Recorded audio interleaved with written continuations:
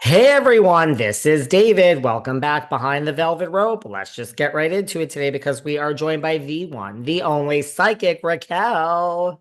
Hi, everyone. How are you doing, David? How's everything going? What's going on? How are you today?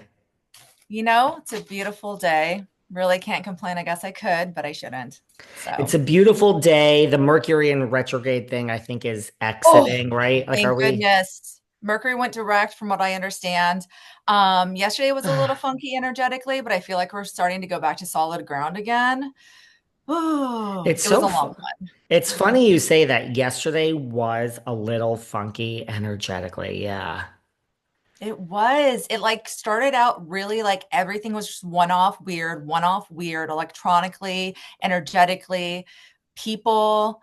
Like it just really, the energy was just a bit funks. And then by the afternoon, I think I really had to hypercorrect myself. So I feel like when we're in those periods of like funkiness, find something that brings you joy. Go on a walk. I took a walk. And then I did some kickboxing to really get out the extra energy. And then I was like, okay, I can do this, but I feel like we have to self manage our own energy during those dense periods, you know? So, whew, but today's better. Today is better. Today I'm just busy, but today is definitely better. Okay, where should we start? There's two people I want to start with, and I could put out both of their names and then we can either take them separately. They are connected. The first one is Teresa Judice. Would you want me to do Mm. them one at a time or together? It's the story Um, is together, but you can do it separately if you'd like. why don't we do them one at a time and then we'll just see how the force brings them together? Just because I do feel like, even though I feel like these two heavily lean on each other and like really rely on each other, they're still two very individualistic people. They're Okay. both like forces of nature. So let's just take her. What's like, oh, she's got there's a lot of murkiness in her, like, because there's a lot of clouded judgment in her. Um, so I feel like she's really trying to put off an air of like everything is fine. Please excuse the mess while we're doing construction. That's what I feel with her. Please excuse the mess while we're doing construction. But she's like deep in like I feel like she may financially owe some money, but she's like trying to really focus on her climb. So please excuse the mess as we're doing our refurbishments. But she's doing it very a lot with finesse, you know? So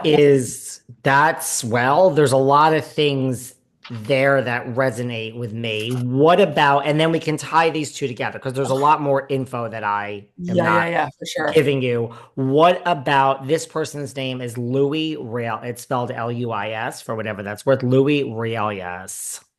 Let's take a look at Louie. Here's the thing about oh, okay. So Louis has been very focused on financial gain. I feel like they really do cherish each other and they lean against each other. Okay. I feel like Louis has been madly in love with her for a very long time. It feels like there is some type of agenda here, but like if we remove the agenda, he would be like starstruck by her. I feel like eyes wide open, mouth on the floor, like mad. He's very financially trying, like he's a financial climber. Like he's not afraid to jump into things and do things. He loves ideas and he has no problem being like, oh, that sounds like a small idea. Let's take a risk. Let's do that. You know, some of them have paid off massively and some have subtracted a lot. So I feel like things are a little unbalanced.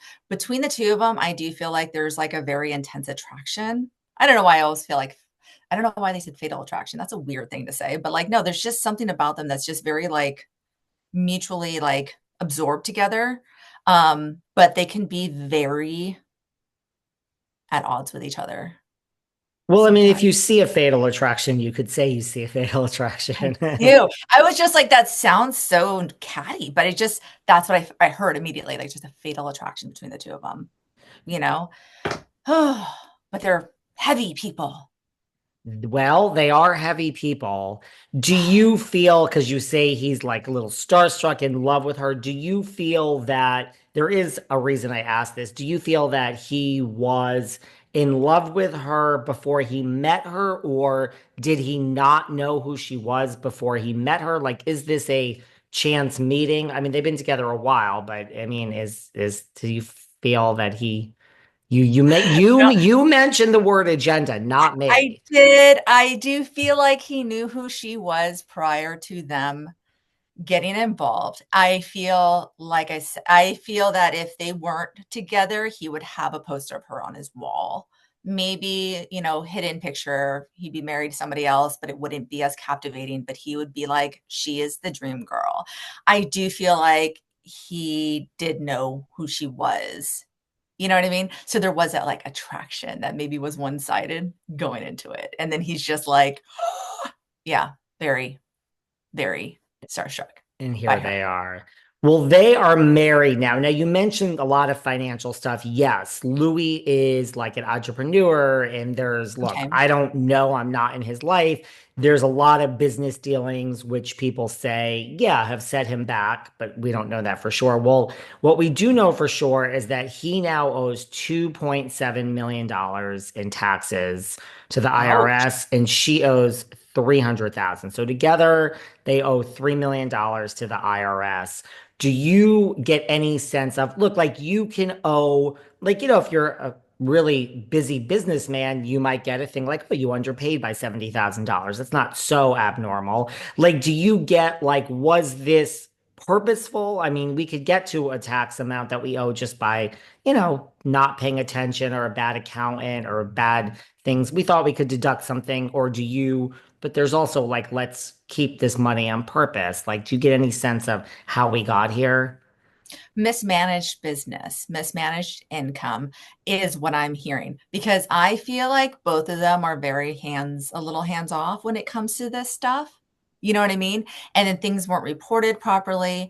I feel like this was happenstance, accidental. I don't feel like they were trying to do any type of tax evasion. I do know he is very money focused. So I feel like he would have prioritized things. But I do feel like it was like we'd get a discount here, or we'd get a write off here, or we can potentially do this, take this loss. And, so it was just mismanaged by business. And because there's so many different track records of so much different business, I do feel like this might be somebody who works for him error.